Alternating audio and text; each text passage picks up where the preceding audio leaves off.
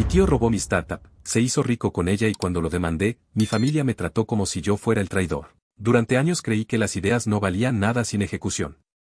Hasta que una de las mías acabó en manos de la persona menos indicada, mi tío Ramón. Todo empezó en el comedor de la casa de mi madre, donde vivía mientras trabajaba medio tiempo en una librería de segunda mano y me esforzaba por sacar adelante mi licenciatura en ingeniería de software. Tenía 25 años, una mochila llena de cables y cuadernos, y una aplicación en mente que no me dejaba dormir. Se llamaba Nidus, un sistema de gestión logística para pequeños comercios que usaba IA para optimizar inventarios y pedidos. Algo sencillo en apariencia, pero con potencial real. No era la típica aplicación para compartir memes o pedir comida, esto podía ahorrar dinero, tiempo y desperdicio.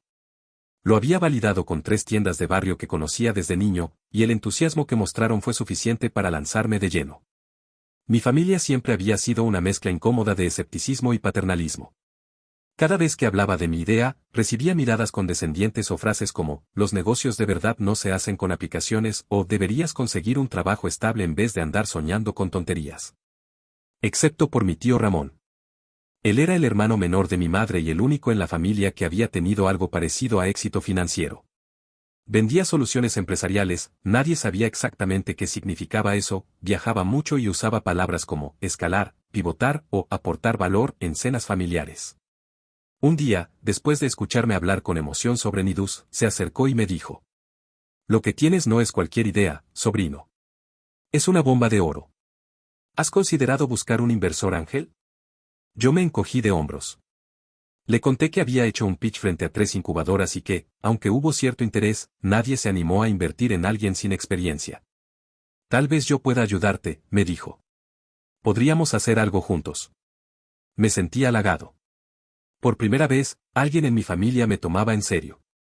Pasamos varias tardes conversando en su oficina, revisando diagramas de flujo, haciendo ajustes a la interfaz, e incluso redactando un plan de negocio. Le conté mis proyecciones, mi visión para escalar el modelo, los obstáculos técnicos que estaba enfrentando. Todo. Pasaron 2 meses y, de repente, dejó de responder mis mensajes. «Mucho trabajo», me dijo mi madre cuando le pregunté si sabía algo. «Ya sabes cómo es Ramón». Intenté seguir por mi cuenta, pero entre el trabajo, la universidad y mi propio agotamiento, el código empezó a quedarse atrás. No tenía socios ni capital ni red. A los pocos meses, sentí que todo se deshacía. Hasta que una tarde, mientras esperaba turno en una sala de espera, vi una nota en una revista de negocios locales: Ramón Salazar lanza Traku, una app de logística para comercios minoristas impulsada por inteligencia artificial. Leí esa frase 5 veces. El logotipo, los conceptos, los beneficios, eran Nidus. Solo que con otro nombre. No podía creerlo. Me costó dormir esa noche. Al día siguiente, comparé capturas de pantalla con mi antiguo prototipo. Era una copia, línea por línea. Literal. Incluso algunos ejemplos de tiendas de prueba eran los mismos. Primero vino la negación. Luego la furia. Finalmente, la decisión: iba a hacer algo. Por muy difícil que fuera. Por muy ingenuo que me dijeran. Le envié un mensaje directo. Frío: claro, sé que copiaste mi idea. Sé que la estás presentando como tuya. Y voy a hacer algo al respecto. Su respuesta fue aún más corta: ten cuidado con las palabras que usas. No querrás meterte en algo más grande que tú. Ese día entendí que estaba solo. Decidí contactar con una abogada que había conocido en un evento de networking meses atrás. Le conté todo, desde los bocetos hasta los archivos compartidos. Me pidió documentación. Por suerte, había guardado mensajes, fechas de desarrollo, correos electrónicos. Durante semanas armamos el caso. Ella fue clara: era difícil, pero había precedentes. Lo que él hizo no era solo poco ético, era potencialmente ilegal. La demanda fue formalizada en abril. Y fue entonces cuando todo cambió. No porque Ramón reaccionara, no dijo ni una palabra, de hecho, sino porque mi familia entera lo hizo. Reuniones, llamadas, grupos de WhatsApp saturados. No para apoyarme. No para preguntarme si estaba bien. Sino para acusarme de vergüenza familiar, ingratitud y falta de respeto. Mi madre lloró. Mi tía me llamó desagradecido. Un primo me escribió un audio de 4 minutos diciéndome que Ramón solo había profesionalizado tu idea infantil y que deberías estar agradecido de que alguien con experiencia hiciera algo útil con ella. Nadie, ni una sola persona, se preguntó si tenía razón. Fue la primera vez que entendí de verdad que una familia puede romperse no por un conflicto, sino por el silencio colectivo ante lo injusto.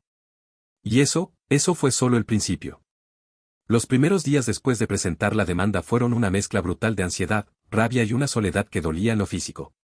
Me despertaba con el corazón apretado, como si una mano invisible me sujetara el pecho. No sabía si iba a ganar, pero lo que más me dolía era otra cosa, que la gente que debía estar a mi lado me veía como un problema. Mi madre no me hablaba. Literalmente.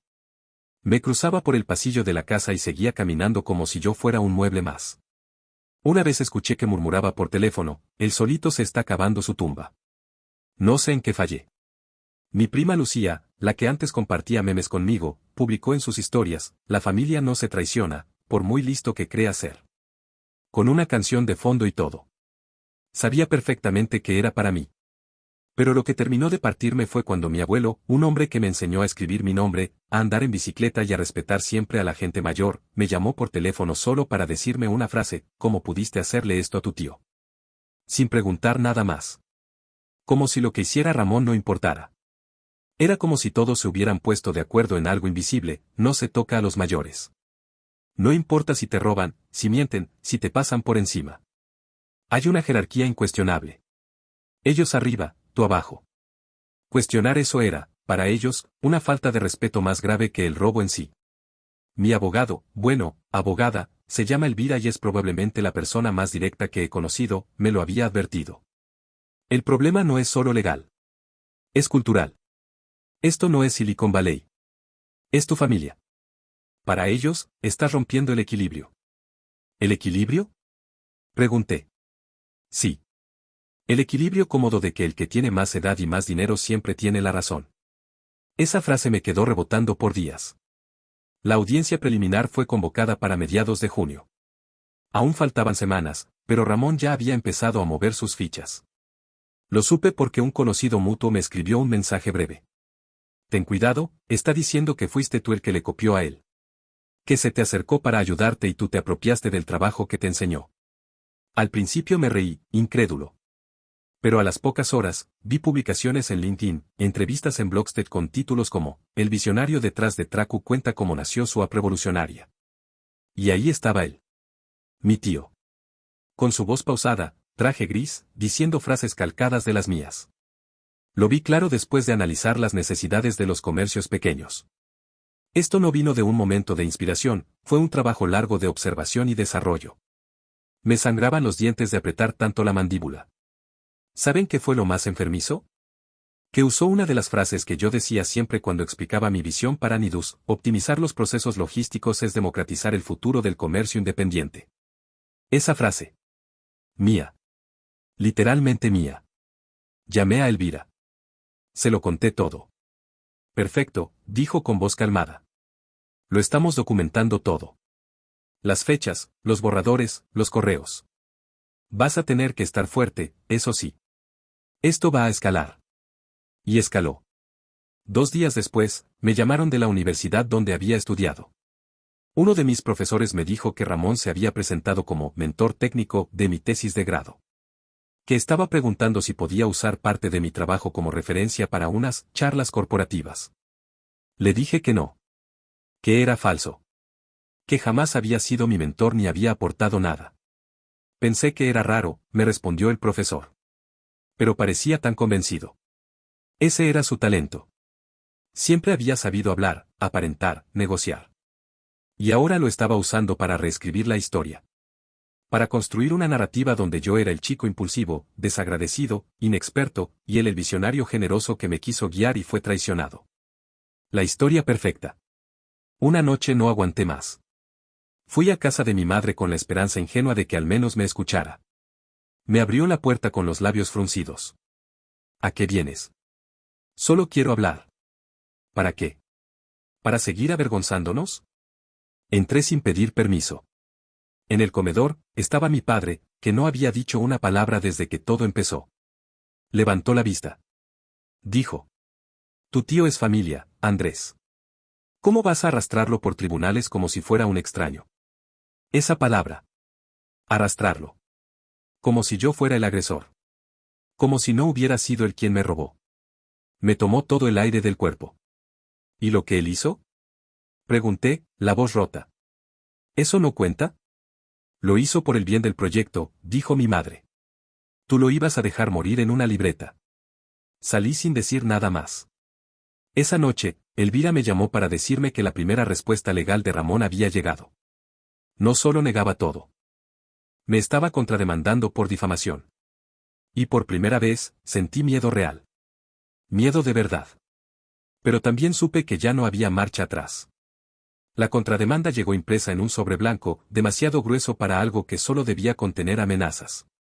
Elvira me lo pasó en su oficina, con una ceja alzada, como quien dice, te lo advertí, sin necesidad de palabras. Ramón no solo te está acusando de difamación, dijo. También de apropiación indebida de propiedad intelectual. Reí. Reí de forma seca, amarga. El tipo que me robó todo, decía que yo le robé a él. Esto es un chiste, dije. No lo es, respondió ella. Él tiene recursos, Andrés. Abogados caros. Va a hacer que esto te canse, te desgaste, que parezca que eres tú el que está jugando sucio. ¿Y cómo se combate eso? Con algo que él no tiene, verdad y pruebas. Así que vamos a buscarlas todas. Durante las siguientes 2 semanas, dejé de vivir y empecé a documentar. Reuní capturas de pantalla de nuestras primeras conversaciones, el código base con fecha de creación, los prototipos enviados por correo, los mensajes de voz donde él decía, esto es tuyo, yo solo quiero ayudarte. Una noche, mientras revisaba carpetas antiguas, encontré algo que había olvidado por completo, un archivo de Google Docs compartido con su cuenta personal. Se llamaba Plan de Desarrollo, MIDUS 1.0, y estaba fechado 4 semanas antes de que Ramón siquiera empezara a hablar de su idea. Elvira casi aplaude. Esto, dijo señalando la fecha de edición, es oro. Pero no era suficiente. Ramón seguía moviendo fichas. Apareció en una entrevista radial hablando de ética empresarial, de cómo los jóvenes con grandes ideas a veces no comprenden lo que implica hacerlas realidad. Aparentemente, yo no solo era un ladrón, también un niño ingenuo que no entendía el mundo real. Una mañana, recibí un mensaje de voz de mi primo Tomás. Su voz sonaba temblorosa. Oye, sé que no hablamos mucho. Pero quería decirte algo. No estoy de acuerdo con lo que hizo Ramón. Él nos contó otra versión, pero cuando vi los documentos, bueno. Yo estuve en una de esas reuniones con él. Y me di cuenta de que estaba usando tu material. No sabía qué hacer. Perdón por no hablar antes. Me quedé escuchando ese audio varias veces. Era la primera grieta en el muro familiar. Pequeña. Pero real. Tomás aceptó redactar una declaración. Elvira la incluyó como prueba secundaria. Me dijo que no era definitiva, pero que ayudaba a establecer un patrón. Lo cierto es que en medio de tanta hostilidad, me pareció un milagro. Las cosas en casa se pusieron peores. Mis padres ya no ocultaban su desprecio. Mi madre no me dirigía la palabra. Mi padre había empezado a decir cosas como, ya nadie quiere contratarte, no, como si disfrutar de mi ruina fuera una lección que yo necesitaba. Un domingo, durante el almuerzo, al que fui por puro intento de restablecer algún lazo, mi tía Marta dijo algo que terminó de sepultar la poca ilusión que me quedaba. Ramón siempre fue el inteligente. A ti te tocó ser el sensible. No pasa nada, cada quien con su papel. Levanté la mirada. Nadie dijo nada. Solo el ruido de los cubiertos, y el eco de esa sentencia flotando como un veredicto. Esa noche, Elvira me envió un correo con el asunto, revisar esto ya. Lo abrí con el estómago apretado. Adjunto venía un archivo comprimido y un breve mensaje. Una fuente anónima nos envió esto. Hay que verificarlo, pero si es legítimo, tenemos todo lo que necesitamos. El archivo contenía capturas de una conversación entre Ramón y un desarrollador freelance llamado Oscar, contratado 2 semanas después de que dejáramos de hablar. Ramón le enviaba partes de mi código, capturas de mis wireframes, incluso el nombre Midus tachado y reemplazado con Tracu al margen. Elvira rastreó el IP. Confirmado. Era el correo corporativo de Ramón. La pieza faltante. La prueba directa de que él había tomado mi trabajo y lo había presentado como suyo. Quise gritar. Llorar. No lo hice. Solo respiré hondo. Porque ahora ya no era solo cuestión de resistir. Era cuestión de hacer justicia. Y esta vez, con algo más que mi palabra. La noche en que recibimos las pruebas clave, no dormí. No por ansiedad, sino por una especie de calma helada que no había sentido desde que todo empezó. Tenía entre manos algo que hasta entonces había parecido imposible, una prueba irrefutable. No una sospecha, ni una suposición bien argumentada, sino evidencia cruda. Correos. Archivos. Fechas. Capturas. Elvira fue clara. No vamos a mostrar esto todavía. Lo vamos a guardar hasta el momento exacto. La anticipación lo va a dejar expuesto. Ramón cree que va ganando. Vamos a dejarlo actuar como si nada pudiera tocarlo. Y tenía razón. El mismo día, Ramón publicó en LinkedIn una felicitación a sí mismo: hoy celebramos los primeros 10.000 usuarios de Traku. Un sueño que empezó con una visión y una pizca de fe. Gracias a todos los que han creído en este camino desde el principio. Lo leí 3 veces. La ironía me perforaba los ojos. Ese camino era mío. Ese sueño, también. Las madrugadas de trabajo. Las tiendas de barrio que usó como caso de estudio. Hasta la interfaz, minimalista, con ese diseño de 3 columnas que yo había bocetado a mano. Lo peor era que funcionaba. Traku empezaba a sonar en medios tech, en podcasts de emprendimiento, en portales de inversión. La narrativa de Ramón como el fundador veterano que apostó por la tecnología estaba calando hondo. Y yo seguía siendo el pariente problemático. El que armó lío por una idea vaga. Hasta que, por fin, se rompió el silencio desde dentro. Todo empezó con un mensaje inesperado. Una ex empleada de Ramón. Se llamaba Paula. Me escribió por LinkedIn. No quiero meterme en pleitos familiares, pero creo que mereces saber que mucha de la documentación de Traku estaba en carpetas con tu nombre. Durante meses pensé que eras parte del equipo y recién entendí que no. Nos reunimos por videollamada. Era evidente que tenía miedo, pero también ganas de limpiar su conciencia. ¿Tienes algo que puedas compartir? Le pregunté. Asintió. Dijo que había hecho capturas por precaución. Algunas incluían los comentarios internos en los documentos compartidos, donde Ramón tachaba referencias a mí o cambiaba autores en los metadatos. También tenía un memo interno de bienvenida a un grupo de inversores, donde él aseguraba que la tecnología había sido desarrollada completamente en casa. Paula no quería aparecer en el juicio, pero aceptó redactar una declaración firmada si Elvira podía garantizarle confidencialidad. Lo hizo. Y así sumamos una pieza más al rompecabezas. Pero entonces pasó algo que no esperábamos: Ramón contraatacó públicamente. Organizó una conferencia en un coworking de moda, y la retransmitió por YouTube. Allí, delante de una pantalla con cifras, gráficos y frases inspiradoras, dedicó 10 minutos enteros a hablar de mí. En esta etapa del crecimiento de Traku, dijo, es doloroso ver cómo ciertas personas intentan ensuciar el trabajo con acusaciones sin fundamento. Personas jóvenes, con ideas prometedoras, pero sin madurez para entender cómo se construyen negocios reales. Hizo una pausa. Miró a la cámara.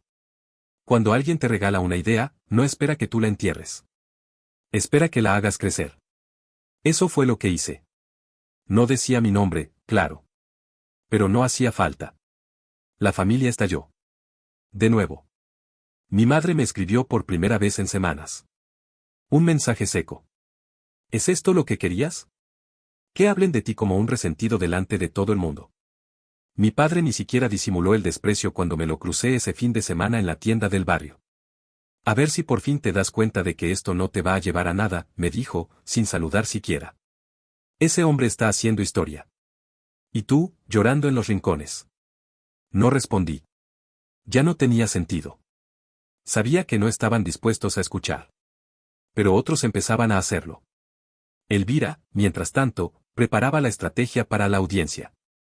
Me explicó que íbamos a jugar nuestra carta fuerte con precisión quirúrgica, demostraríamos que Ramón no solo robó mi idea, sino que mintió deliberadamente a sus empleados, inversores y al propio tribunal. Ella lo llamó el efecto dominó. Primero demostramos el uso no autorizado de tu código.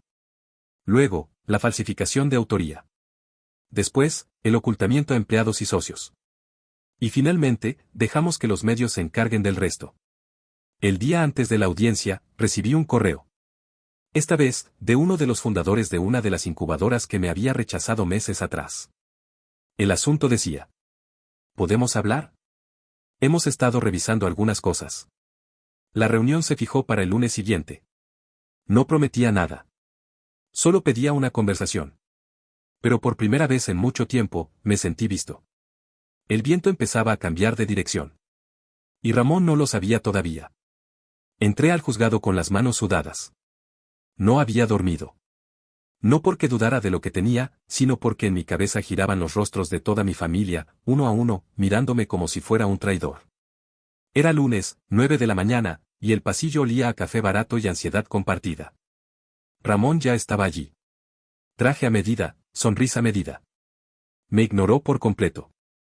Hablaba con su abogado y dos personas de su empresa como si se tratara de una reunión de rutina. En cambio, yo estaba solo, con Elvira a mi lado, que leía su carpeta como si no existiera el resto del mundo. La audiencia no era el juicio aún. Era una presentación de alegatos, una sesión preparatoria donde se definían los límites del caso. Pero para mí, era una batalla simbólica. La primera vez que alguien más, alguien con autoridad real, escucharía las dos versiones. El juez era un hombre mayor, voz firme pero sin tono paternalista. Nos pidió ir directo a los puntos relevantes. Primero habló el abogado de Ramón. Un tipo brillante, hábil, con ese tono suave que enmascara la estrategia bajo la cortesía. Dijo que su cliente había desarrollado Traco a partir de ideas informales que un familiar menor compartió sin estructura ni modelo de ejecución. Que Ramón tomó una visión confusa y la convirtió en una empresa funcional. Que en todo caso, si existía alguna colaboración espontánea, fue informal, sin acuerdo previo ni derechos definidos. Elvira escuchó sin interrumpir. Esperó su turno como quien prepara una estocada. Su señoría, empezó cuando le tocó: vamos a demostrar que el acusado accedió al código fuente, al diseño del producto, al plan de negocio y a los contactos comerciales originales creados por mi cliente. Tenemos archivos compartidos, correos electrónicos, mensajes, y capturas internas que prueban no solo el uso no autorizado de la idea, sino el ocultamiento de esa apropiación ante terceros. Esto no es una colaboración informal. Esto es una apropiación sistemática. El juez asintió, pidió ver algunas pruebas. Elvira entregó una copia del correo con los archivos, con fechas, remitente y contenidos visibles. Ramón, al verlos, por primera vez perdió la compostura. Se inclinó hacia su abogado. Susurraron rápido. El gesto le tembló apenas, pero yo lo vi. La grieta. Fue pequeña. Un momento. Pero ahí estaba. El primer signo real de que sabía que lo habíamos alcanzado. La audiencia concluyó con una frase del juez que se me grabó. Parece que este caso requerirá más luz de la que pensábamos. Habrá que examinar los hechos con detenimiento. Al salir, Elvira me dio una palmada seca en el hombro. Ahora empieza lo bueno. Pero el verdadero golpe vino esa noche. Me escribió mi prima Lucía. La misma que había publicado esa indirecta en redes. Solo 2 palabras. Lo vi. Al principio no entendí. Pero unos segundos después, me llegó el enlace: una cuenta anónima de Twitter había publicado un hilo con todas las capturas, pruebas y correos entre Ramón y su desarrollador externo. No sabíamos quién lo había filtrado, pero todo estaba allí. La historia completa. Y ya tenía más de 15.000 retweets. El efecto fue inmediato. Un YouTube hizo un video sobre el caso. Luego vino un podcast. En Reddit, apareció un hilo en el subforo de startups. Incluso medios medianos empezaron a contactarme. Querían escuchar la versión del chico al que le robaron una app. Para cuando amaneció, Ramón ya no era el mentor generoso. Era el empresario acusado de robarle a su sobrino. Lo que siguió fue una cadena de llamadas. Primero, mi madre. Llorando. No sabía que era así, decía entre sollozos. Pensé que exagerabas. Yo no quería. No supe qué contestar. Era demasiado tarde para disculpas sin preguntas. Luego mi padre. Su voz grave, sin emoción. Si tienes razón, no dejes esto a medias. No era un apoyo. Era una instrucción. Pero por primera vez, no me dolió. Porque lo había dicho en voz alta: si tienes razón. Al menos ahora lo dudaban. Pero lo que me terminó de romper fue el mensaje de voz de mi abuelo. No tenía idea de que seguía usando WhatsApp. Andrés, perdona lo que te dije. No supe verlo. Me duele tener que elegir, pero esta vez voy contigo. Y esta vez fue todo. Esa noche me quedé solo, en silencio. Sin celebraciones. Sin aplausos. Solo yo, mi portátil, y el vacío que queda cuando la justicia comienza a hacer su trabajo, pero el daño ya está hecho. Porque sí, estaba ganando. Pero aún no me sentía en paz. Durante años había soñado con ser tomado en serio. No famoso, ni rico. Solo, visto. Escuchado. Que mis ideas contaran. Que no se diluyeran en una sala llena de adultos con trajes que me llamaban muchacho como si fuera una forma de cariño. Y ahora, cuando por fin lo lograba, todo tenía un sabor extraño, como si estuviera ganando una guerra que no quería haber empezado. La filtración cambió el tono de todo. Ramón dejó de aparecer en entrevistas.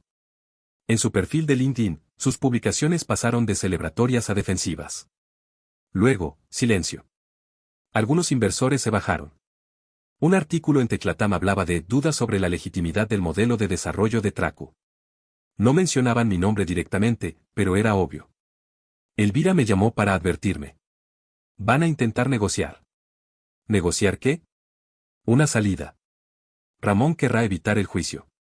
Su imagen ya está manchada. Lo que teme ahora es perder también dinero. ¿Y el control? No respondí. No porque no quisiera ganar. Sino porque de pronto me sentí exhausto. Como si hubiera estado sosteniendo una piedra con los brazos extendidos durante meses y por fin mis músculos admitieran el temblor. ¿Qué pasa? Preguntó Elvira, atenta como siempre. No sé si quiero un acuerdo. Quiero que la verdad se diga. En voz alta. Que lo admita. Elvira asintió, pero con cautela. Lo entiendo. Pero a veces, ganar también es saber cuándo parar. Mientras tanto, la familia cambió. No como uno esperaría. No fue un giro repentino hacia el apoyo total, sino una especie de incomodidad tibia, como si de pronto se dieran cuenta de que habían apostado al caballo equivocado pero no supieran cómo retirarse sin quedar mal. Mi tía Marta, la que solía decir que Ramón era el orgullo del apellido, ahora escribía mensajes con emojis neutros. Qué difícil todo esto. Espero que estés bien, cara sonriente. Mi madre me pidió vernos. Nos sentamos en una cafetería del centro. La misma donde yo solía ir a estudiar cuando pensaba que el mundo era más grande que esta ciudad. Tu abuelo está muy afectado, dijo, sin mirarme directamente. No duerme. Y yo no viví un robo, le respondí. El silencio entre los dos era más pesado que las palabras. Solo quiero que todo se calme, dijo por fin. Esta familia no aguanta más conflictos. Y ahí me di cuenta de algo, para ellos, lo importante no era la justicia, sino la apariencia de paz. Que no se notara el daño. Que todo volviera a parecer normal aunque no lo fuera. Pero yo ya no quería parecer. Quería ser. Días después, Ramón me llamó. No por teléfono. Se apareció en mi trabajo. A pie. Sin su coche de lujo. Solo. Con el pelo más desordenado que nunca lo había visto.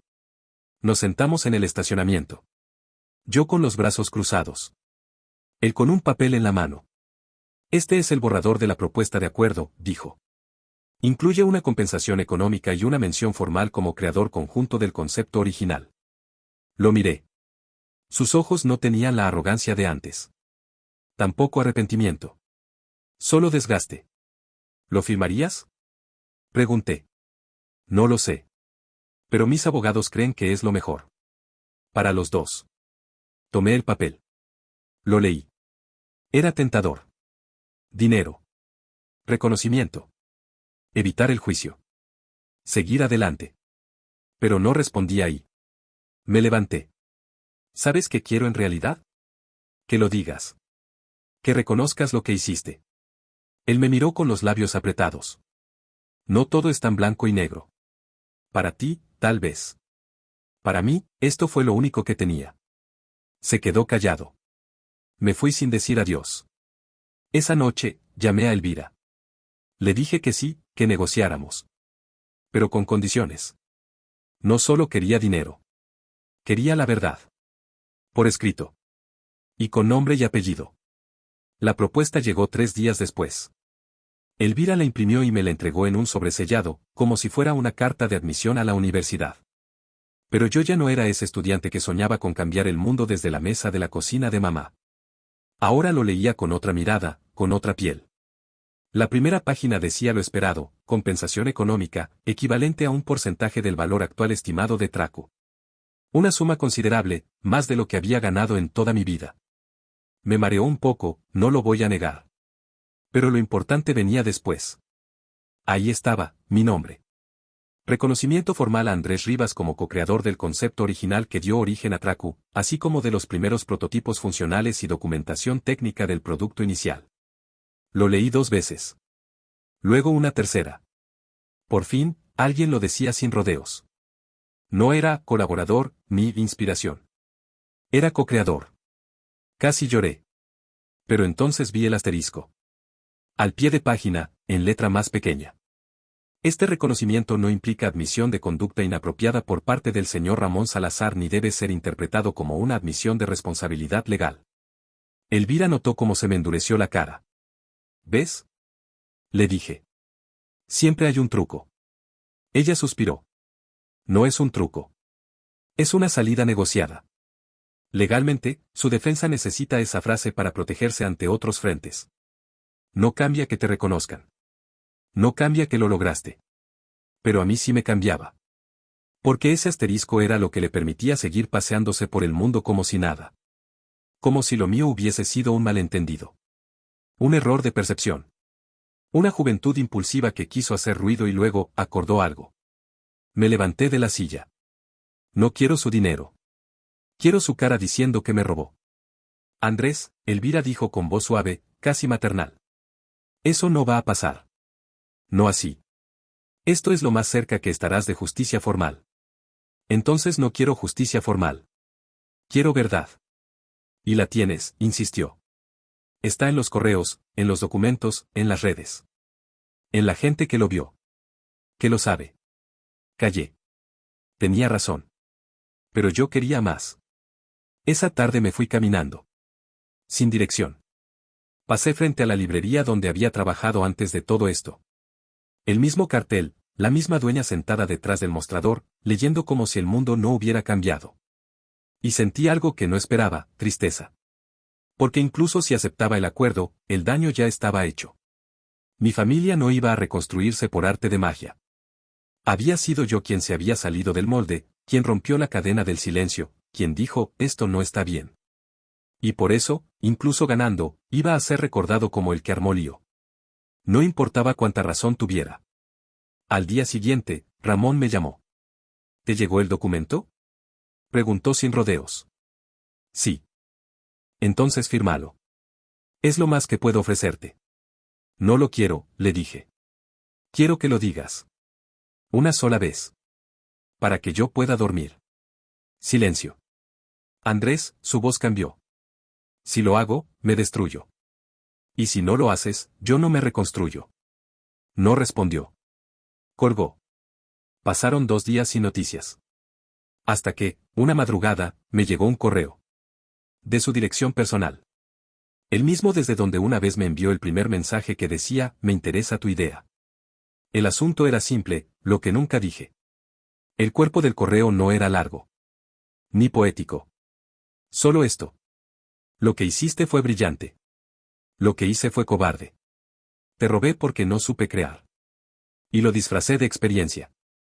Lo siento. Ramón. No lo reenvié. No lo compartí. Pero lo imprimí. Lo enmarqué. Y lo colgué sobre mi escritorio. No para recordarlo a él. Sino para recordarme a mí que a veces, la verdad llega sin asteriscos. Aunque cueste. Aunque duela. Aunque llegue tarde. Y esa vez, por fin, dormí. Después del correo de Ramón, no le respondí. No hacía falta. Lo leí en voz alta una sola vez, en el silencio de mi habitación, como si al decirlo yo mismo pudiera volverlo más real. No fue una disculpa formal, ni un acto heroico, pero sí fue algo que nunca imaginé que recibiría, una admisión. Cruda. Íntima. Esas 11 líneas eran más valiosas para mí que cualquier cifra en un documento legal. Elvira me llamó a los 2 días. Había recibido una notificación de los abogados de Ramón, retiraban la contrademanda. Aceptaban el acuerdo, pero no insistirían más con el asterisco. El reconocimiento se mantendría. La suma también. Solo eliminaron la cláusula que lo protegía de interpretación maliciosa. ¿Qué pasó? Pregunté.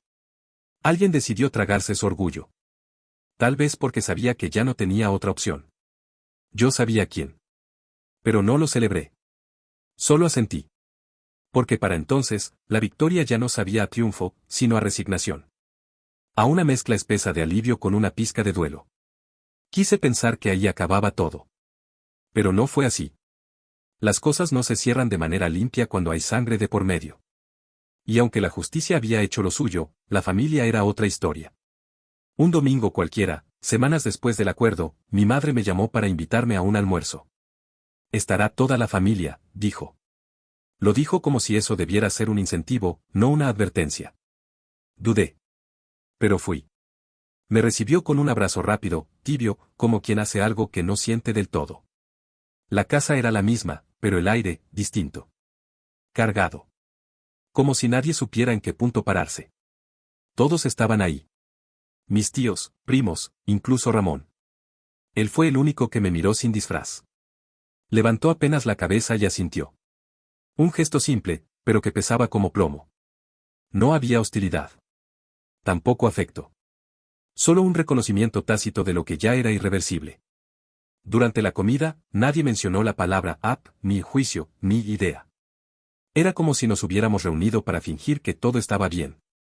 Las conversaciones giraban en torno a recetas, fútbol, y anécdotas recicladas. Yo asentía, masticaba despacio, pero no estaba ahí. No del todo. Al final, mientras recogía los platos, mi abuelo se me acercó.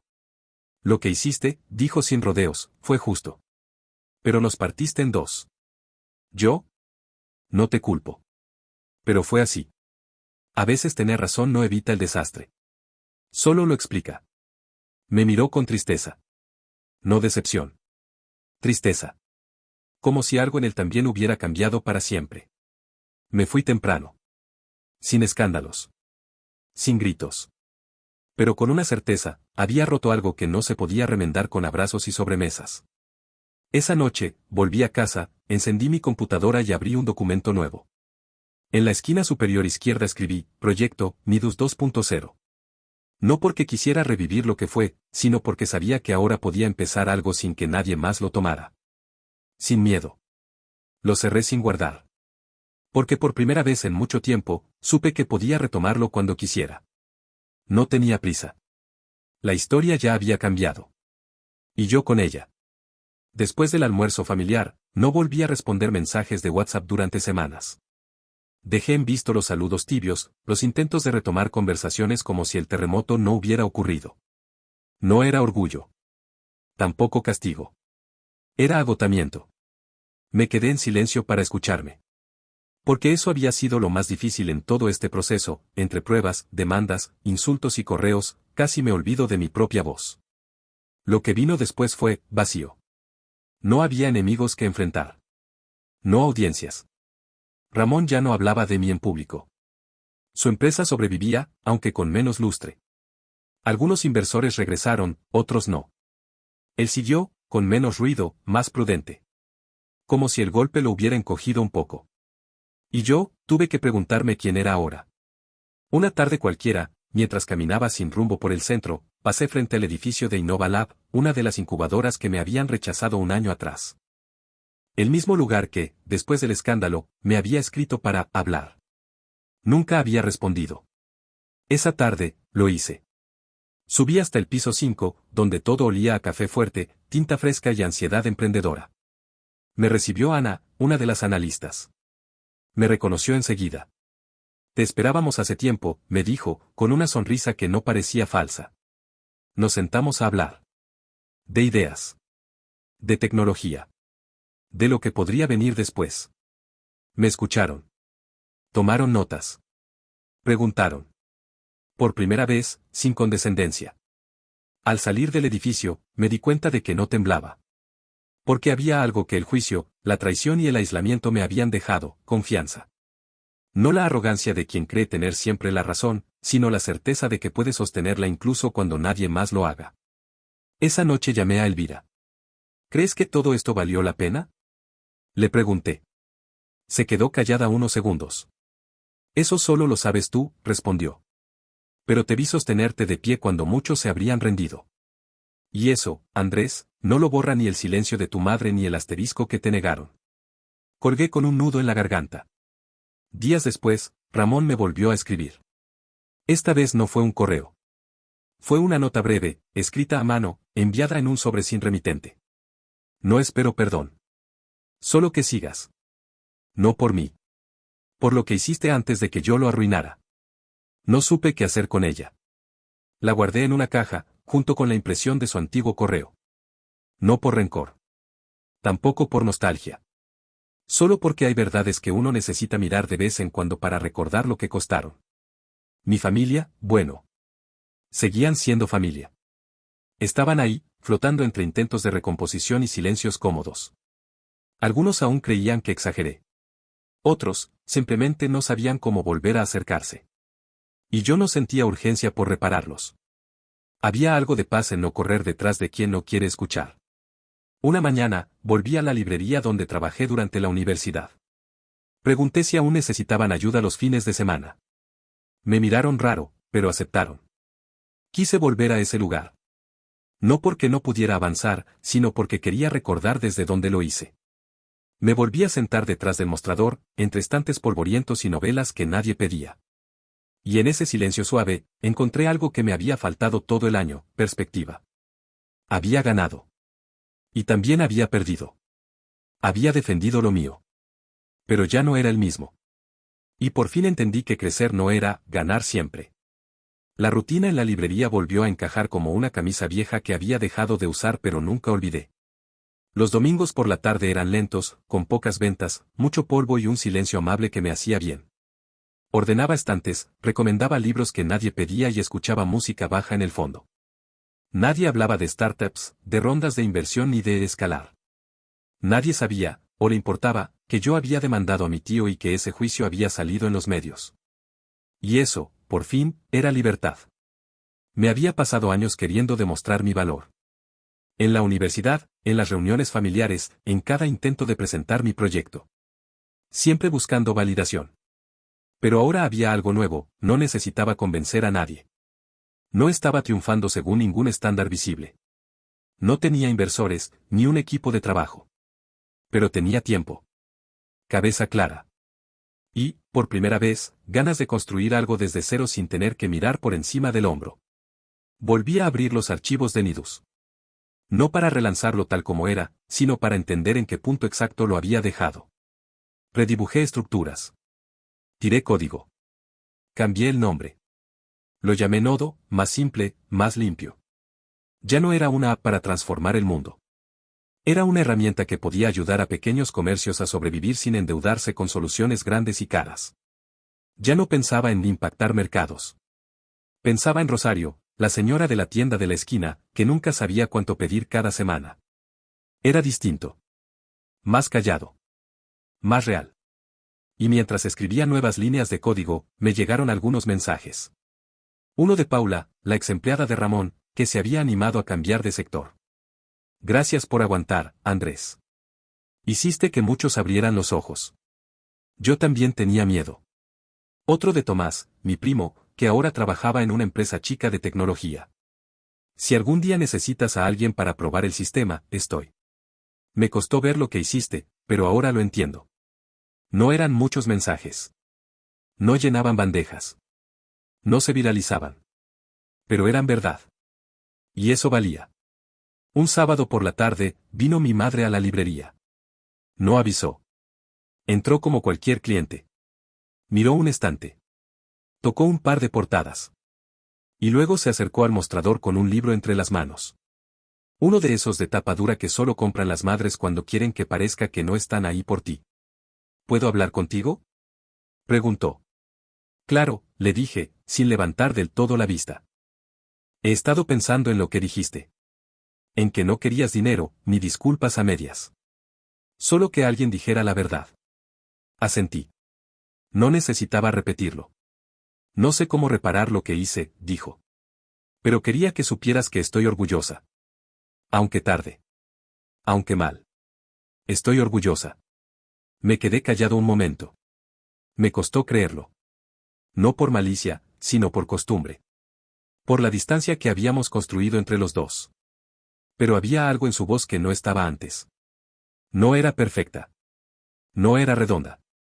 Era humana. Gracias, le dije, sin más. Pagó el libro. Me dio un beso corto en la mejilla. Y se fue. No lloré. Pero esa noche, al cerrar el local, escribí una línea en mi cuaderno de desarrollo. Las ideas no solo necesitan código. Necesitan coraje. Porque eso había sido todo este año. No un avance técnico. Sino una pelea larga, silenciosa, por la posibilidad de que una voz sin apellido ruidoso, sin padrinos, sin respaldo, pudiera ser escuchada. Y lo fue. Aunque doliera. Aunque al final no quedaran aplausos. El proyecto Nodo fue creciendo como crecen las cosas que se hacen en silencio, sin fuegos artificiales, sin titulares. Solo horas de trabajo, café recalentado, y una carpeta compartida con backups numerados hasta el cansancio. No tenía equipo, pero sí convicción.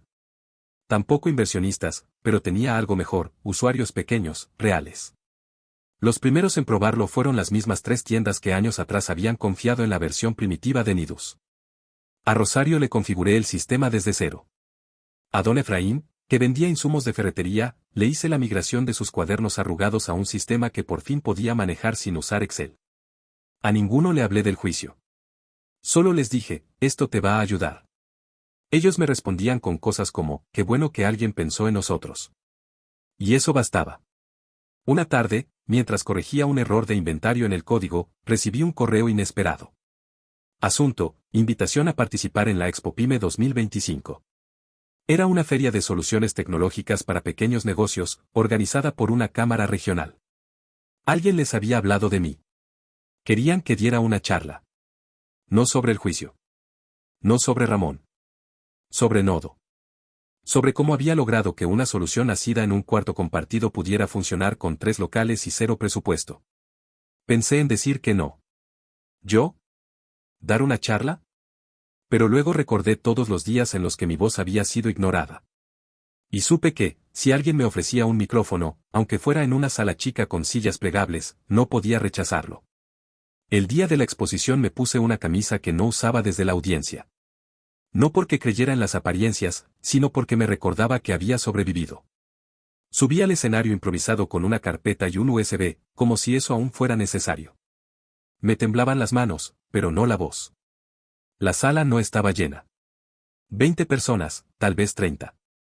Dueños de panaderías, libreros, técnicos en reparación de electrodomésticos. Ninguno esperaba palabras grandes. Solo querían entender si Nodo podía servirles. Así que hablé de eso. De cómo podías calcular tu stock sin depender de hojas de cálculo eternas. De cómo automatizar un pedido sin pagar licencias impagables. De cómo todo había nacido en la cocina de una casa donde nadie creía que eso fuera posible. Al terminar, nadie aplaudió de pie. No hubo flashes. Pero una señora con delantal me dio las gracias con los ojos llenos de alivio. Por fin alguien piensa en nosotros, dijo. No supe qué responder. Esa noche, al volver a casa, abrí el cuaderno donde había escrito tantas veces sin saber si alguien más iba a leerme. Escribí. A veces el escenario más grande es una sala donde te escuchan de verdad. Al día siguiente, me escribió un chico de 22 años, estudiante de programación, que había visto mi charla. Sé que esto suena raro, pero ¿podemos hablar? Quiero entender cómo hiciste para no rendirte cuando nadie creyó en tu idea. A mí me está pasando algo parecido. Le respondí que sí. Nos vimos en una cafetería. Me contó su historia. Distinta en forma, parecida en fondo. Y por primera vez, entendí que esto, lo que había pasado, lo que yo había vivido, podía ser útil para alguien más. No como ejemplo de éxito. Sino como prueba de que uno puede levantarse sin tener que pisar a nadie. Que la dignidad, aun cuando nadie la celebre, deja una huella. Aunque sea una pequeña. Aunque no sea trending. Y esa, descubrí, era mi nueva victoria. 6 meses después de la charla en la Expo Pyme, Nodo ya estaba funcionando en más de 40 pequeños comercios. Panaderías, ferreterías, almacenes familiares, incluso una florería. Sin campañas publicitarias, sin influencer ni marketing agresivo. Todo boca a boca. Todo genuino. Un día cualquiera, recibí una llamada de Rosario, la misma mujer que años atrás me había abierto su tienda sin entender del todo qué era eso de la app. Andresito, dijo con voz temblorosa, esta semana me di cuenta de que no tuve que tirar ni una sola fruta. Todo lo pedí exacto. Primera vez en 10 años. Me quedé callado. No supe cómo decirle que eso, esa simple frase, valía más que todos los reconocimientos vacíos que Ramón había coleccionado. Ese era el impacto que yo buscaba. No la foto en una revista, no los premios. Solo alguien, en alguna parte, sintiendo que su esfuerzo por fin rendía frutos. Una mañana fresca de octubre, Ramón reapareció. Fue en la puerta de la librería. Entró como cliente, pidió un libro de economía, y luego esperó a que estuviéramos solos. Ya no vestía con ese aire de ejecutivo que siempre lo rodeó. Llevaba una chaqueta vieja, el rostro más delgado, el tono sin arrogancia. ¿Tienes 5 minutos? Preguntó. Asentí. Lo invité a sentarse en una de las sillas que usamos para los lectores habituales. No hubo disculpas. Tampoco excusas. Solo un comentario que me sorprendió. Estoy pensando en cerrar Traku. Me quedé mirándolo, sin entender del todo. Después del juicio, muchos se bajaron. Yo traté de mantenerlo a flote. Lo forcé. Pero ya no tiene alma. Es como una carcasa vacía. No dije nada. Solo lo escuché. Vi lo que estás haciendo con Nodo, continuó. Lo sé porque Paula me lo mostró. Está funcionando. En serio. Y, me alegra. Lo miré. No con rencor. Sino como quien por fin entiende que el monstruo no era tan monstruo. Solo un tipo débil, asustado, que creyó que apropiarse de lo ajeno era su única forma de brillar. No quiero volver a entrar en tu vida, dijo al levantarse. Solo quería cerrar el círculo. Saber que vos seguiste. Que no te rendiste por mi culpa. Salió sin esperar respuesta. Y yo me quedé con una extraña paz. La librería cerró temprano esa tarde. Me fui caminando hasta casa. Hacía frío, pero no me molestó. En el buzón encontré un sobre sin remitente. Dentro, una hoja doblada. Nodo ha sido seleccionado como finalista en el Premio Nacional a la Innovación Social 2025. Sonreí.